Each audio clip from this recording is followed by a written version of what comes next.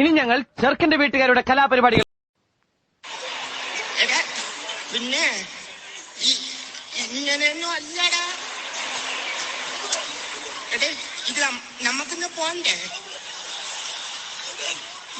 എന്റെ ഒരു കൈ എവിടെയാണ്? രണ്ടൂന്ന് കൈയായിട്ട് വന്നേണ്. അപ്പോഴേ പറഞ്ഞിപ്പ കേറല്ലേ ഞാൻ ആക്രാന്തത്തോടെ വന്ന് കയറാൻ നിന്റെ അമ്മ വീടാനായത്. ഇവിടെ റെഡി പറഞ്ഞിട്ടല്ലേ കയറാനുള്ള.